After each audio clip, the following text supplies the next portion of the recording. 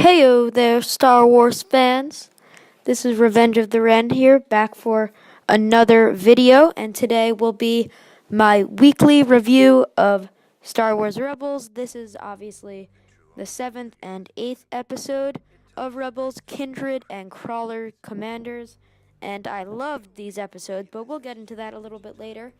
But for now, I'd like to remind you to subscribe to my channel, and if you like my videos, make sure to like them, because then I get encouraged to make more videos. And if you have not already, turn your post notifications on so you instantly know when I post a new video.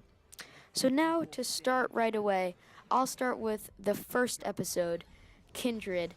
I thought this was a much better episode than the next episode, Crawler Commander. It pretty much started out where last week's Flight of the Defender ended. They got and retrieved the hyperdrive that would help them power their ship to get back to Yavin 4 and Rebel Command. But pretty much they ran into some trouble because Thrawn tracked them down to where he was, and Thrawn hired this assassin named Rook, who's like a dinosaur type thing. He's like really weird, and he tracked down them and he pursued them, but he was not successful, and Hera ended up getting away and escaped to Yavin 4 with the data that of the TIE Defender.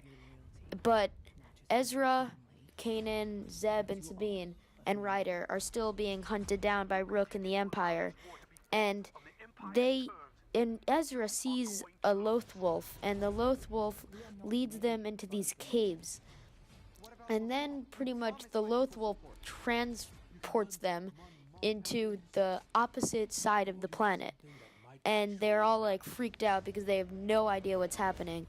And then my favorite part of the episode happens, where the Loth Wolf just there. You could see a connection between the Loth Wolf and Kanan, and I literally said Ahsoka under my breath, but I don't know if the wolf is Ahsoka or anything like that. I don't think so.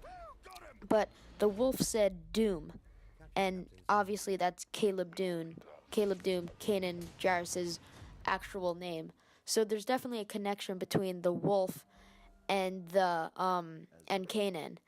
And then the second episode, it got a little boring. It was about the mining guild on Lothal, and it was pretty much about this one captain of the mining guild ship, and I forget his name. It doesn't really matter.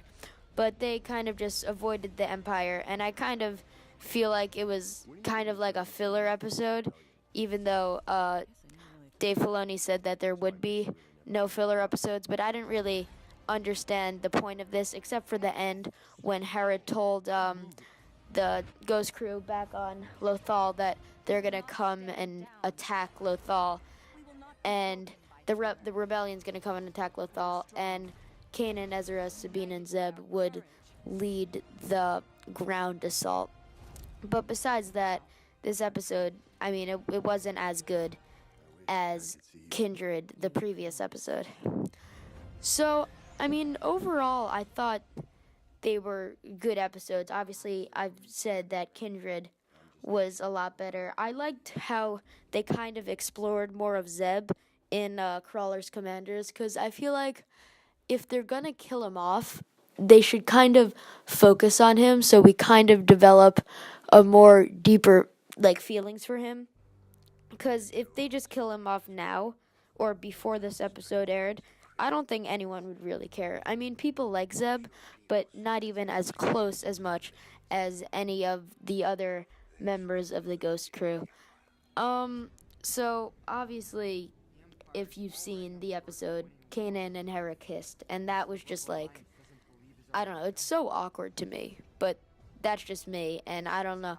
I guess a lot of people like the whole Chimera idea. I don't really like it, because I feel like it kind of just trails off to their relationship and not the rebellion, and that's why Dave Filoni kind of got into their relationship in this season, season 4, because they didn't want to like trail off from the actual story and the things that kind of actually mattered.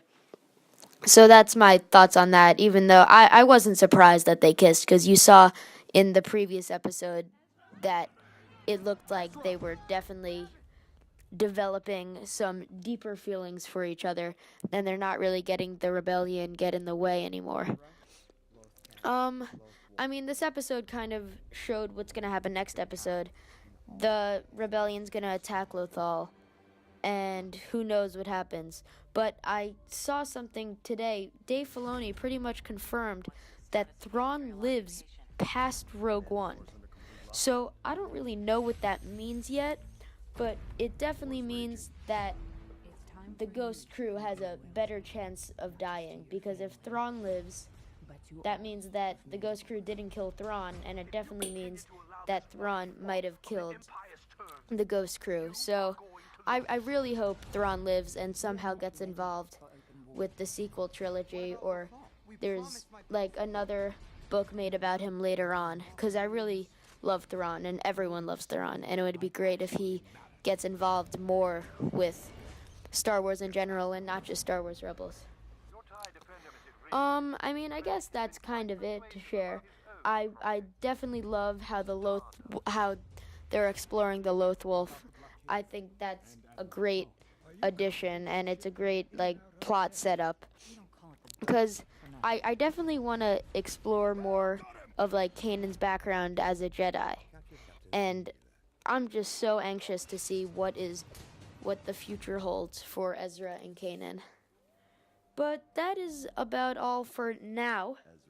I hoped you liked this review. I might make another video on what Thrawn living really means, but I might not, because I pretty much covered everything that I wanted to say here. So that is all for today. Please remember to subscribe to my channel if you have not already. Make sure to like my video if you enjoyed watching it, and comment, give me your feedback, tell me what you thought of this episode. What do you think of Thrawn living past Rogue One, and what do you think of Kanera? That's really what I want to hear about. But for now, this is Revenge of the Ren signing off.